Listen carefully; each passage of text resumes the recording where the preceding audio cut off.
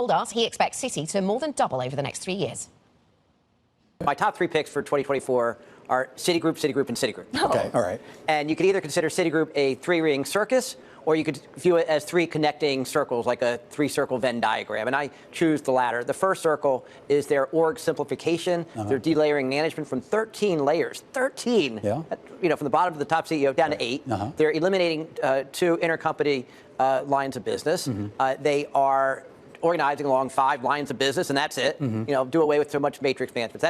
That's kind of ring number 1. Ring number 2 would be their transformation, where they're finally modernizing their back office technology. And some of this is regulatory driven, but it's stuff that other banks are doing. And the third ring are these business exits. They're retreating from 14 non-U.S. consumer markets and some other businesses. So you take these 3 circles together, and you have the biggest restructuring at Citigroup in modern history. So the question is, does it turn out good or bad? And I'm saying it turns out well enough for this stock to double over the next 3 years. Well, that's what I want to talk about, because, I mean, we kind of know what Jane Fraser's been trying to do. This is going to be, I guess, a somewhat slimmed down company, or at least slimmer than what it was here. Does that automatically translate into better profitability?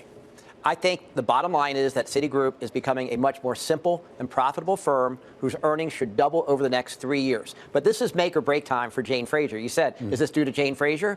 Maybe. I think so. But not definitely. I mean, to some degree, the feedback from investors has been for the last year, Citigroup's blown up the profit and loss statement due to expenses that are out of control.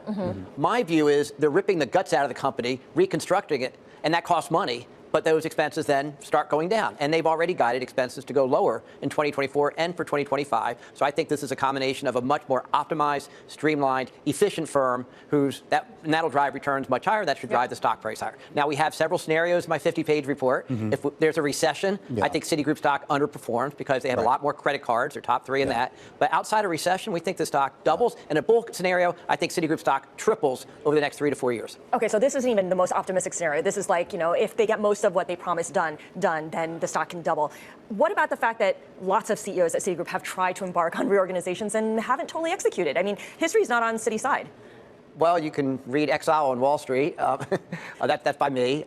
Thank you for writing about it when I published it. And so, I wrote 2 of the 10 chapters about the failures of Citigroup. So I understand Citigroup's mistakes. But what's different this time is the result of this restructuring should be a much more simple